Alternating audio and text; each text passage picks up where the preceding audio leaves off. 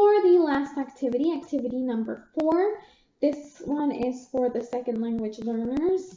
They will have their rubric as the other 3 activities with their thinking map attached to it.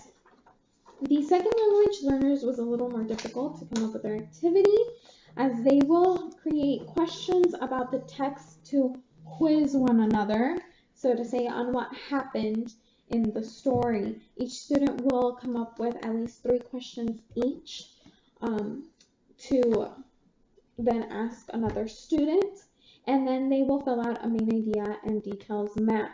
Now, on this activity, they're not coming up with answers to their own questions. They will have to come up with the answers to their other students' questions, to their peers' questions. But again, they will have to refer explicitly to the text to come up with the answers. The thinking map for this activity is main idea and supporting details. They will have to go back into the story. I think this will help them address the language in referring to the story, having questions that they will ask themselves about when they are coming up with the main idea and the details. Okay, so now that we've gone over all 4 activities, I want to explain how my rubrics are set up.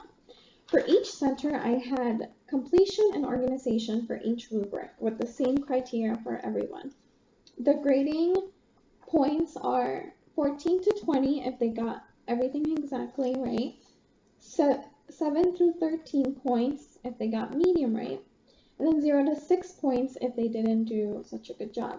I had 2 different grading criteria for each level, however. This is for activity 3, the higher learning level. The criteria for that one is content knowledge and sentence structure for their activities, for the questions that they came up with and the answers. I had these 2 grading criteria for the higher level thinking learners because I thought that it was a little bit more a higher expectation to have them learn and really understand the content knowledge in a certain way where their questions are a little more complex as well as their answers. And the sentence structure, because for the higher level learners, they should have at this point mastered sentence structure. I also have, along with the points, I have like written super job, you almost got it, and uh-oh, we need help. So I thought that would make it understandable for this grade level, which is grade 3 that I chose. For activity number 2, the rubric, again, they all have completion and organization, but activity number 2, medium level learners, they have creativity and spelling. With this level, I want them to kick into their imagination, into their creativity, which I think is a little less complex. And their spelling. They're in 3rd grade. They may be medium level learners, but their spelling should be very much 90% mastery, 90 to 95% mastery. That was for activity number 2. Activity number 1, I had for the grading rubric punctuation and challenging. I wanted them to challenge themselves because they are the lower level learning.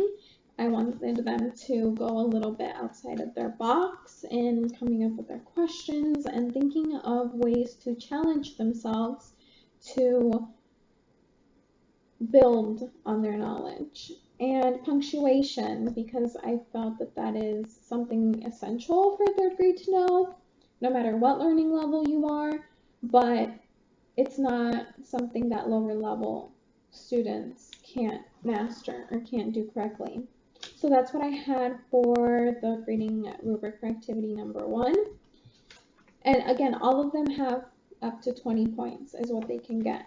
And it's broken down 14 to 20, 7 to 13, and 0 to 6 points.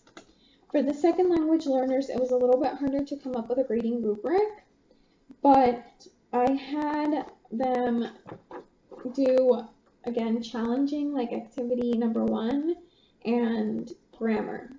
Grammar because they are learning English, so I wanted to see how much they have down, how much they understand. I thought that would have been a good grading criteria, just to see where they stand with their English progress. And challenging because just like the lower level students, they do need to challenge themselves and build on what they already know, and to see if they do understand the book and the text.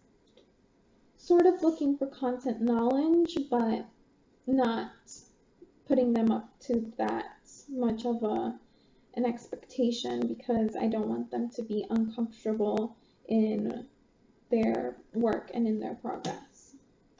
So that was the grading criteria, the grading rubrics that I came up with for each activity.